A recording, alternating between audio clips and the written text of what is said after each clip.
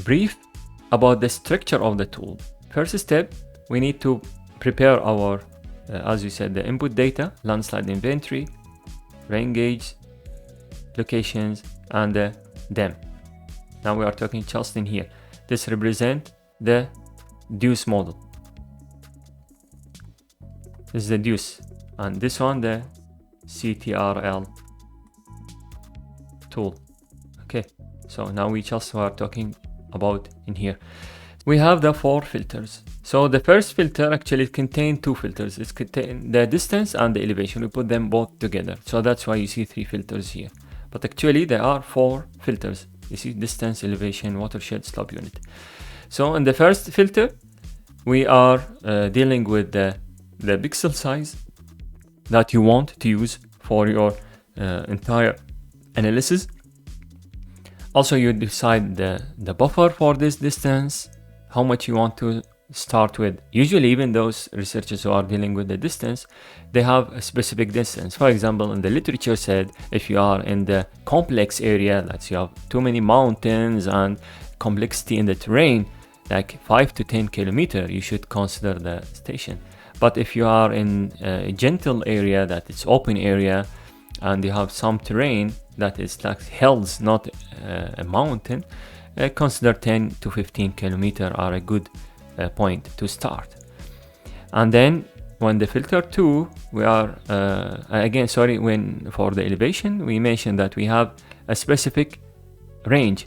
Let's say 100 meter.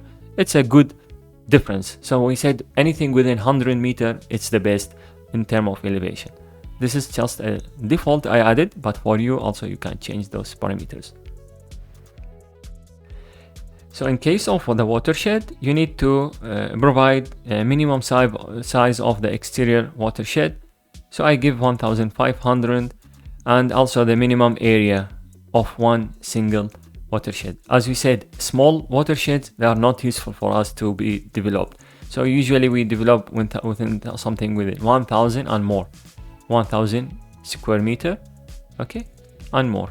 So after that we get the output of this tool, okay, and the output of this tool. So the output will be those stations within this filter, okay. So again, this is will express later with the data. Just I want to show you now what's the input parameters and what's the filters.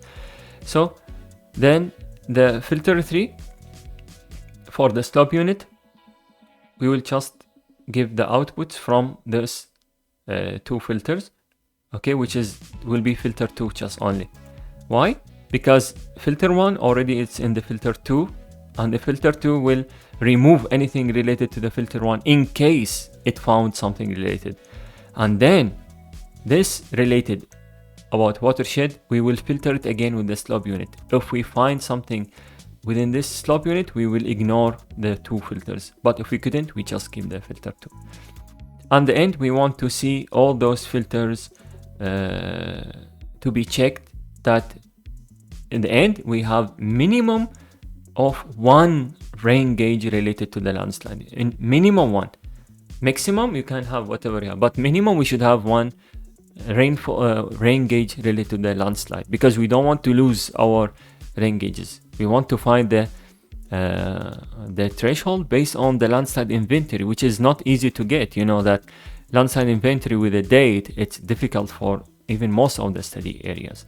So we want to save those inventories, and usually we have plenty of watershed of rain gauges that it can cover all the landslide. In rare cases that you can see a landslide, okay, within, like for example, and you have here 1 station, you have something like maybe 20 kilometers, which is really difficult to consider this is rain gauge related to this landslide. Okay, so usually we ignore this rain gauges because it's really out of the distance, which is the first filter.